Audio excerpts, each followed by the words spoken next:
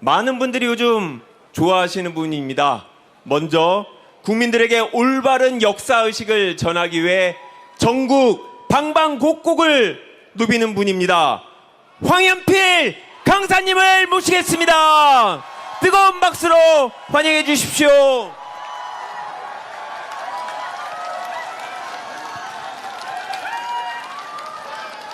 부산 시민 여러분, 반갑습니다.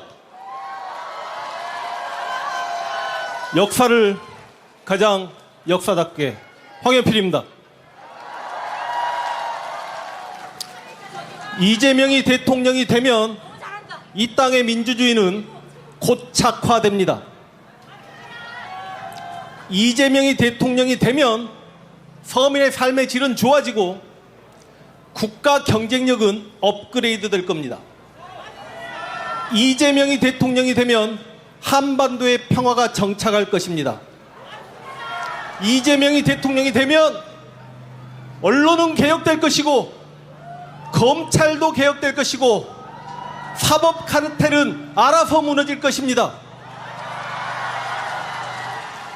그런데 이런 이야기는 다른 이재명 후보님 유세장에서 정치인들이 얼마든지 할 수 있는 이야기입니다. 저는 역사 학도니까 역사적으로 왜 지금 이 시대 대한민국의 이재명이 역사적 소명과 시대적 소명을 받고 있는가, 그걸 증명할 수 있도록 하겠습니다.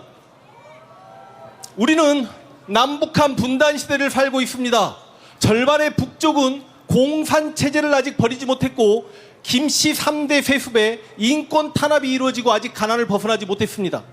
그런데 우리 대한민국도 자칫하면 친일파들의 나라가 될 뻔했습니다. 그러나 우리 국민들이, 민중들이 똘똘 뭉쳐서 1960년에 4.19 혁명으로, 그리고 1979년에 이곳 부산 마산 민주항쟁으로, 그리고 1980년에 5.18 광주 민주화운동으로, 그리고 1987년 60 민주항쟁으로, 그리고 촛불혁명을 통해서 이 땅에 민주주의를 뿌리 내렸고 국민소득이 세계 10위권 국가로 만들었고 군사력은 세계 5위권 국가가 되었으며 K컬처 한류는 전 세계 문화와 유행을 선도합니다. 그런 나라에서 비상계엄이 선포되고 대통령의 친위 쿠데타가 일어났고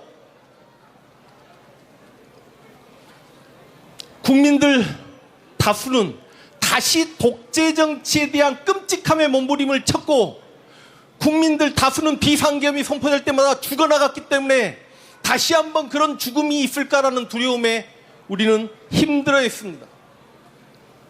국민들이 국회 앞에 가서 계엄군을 막았고 또 22대 국회의원들이 실제로 우리는 그들에게 신세를 졌습니다. 그러나 그 22대 국회를 이끌었던 중앙의 대표가 바로 이재명 후보였기 때문에 정치인 이재명은 정치인으로서 할 수 있는 역할을 충분히 했습니다. 이제 이재명이 할 수 있는 역할은 대통령 하나 남았습니다.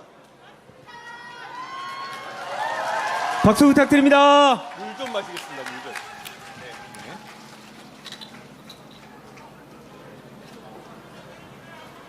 이재명이 대통령이 되어 이 대한민국을 어떻게 바꿀 것인가?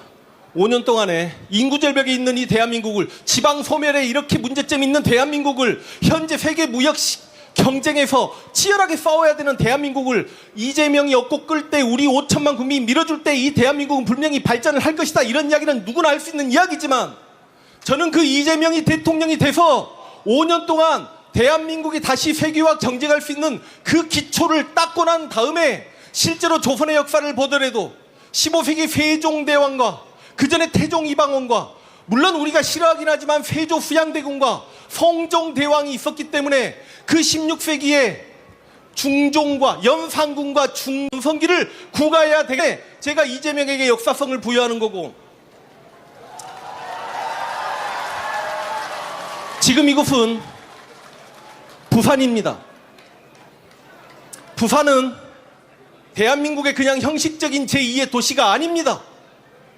한국전쟁 당시 임시 수도 역할을 했고, 그 당시 전국 8도의 사람들이 이 부산에 와서 살아 뭉치면서 공산주의를 막아낸 그런 기억이 있는 도시입니다.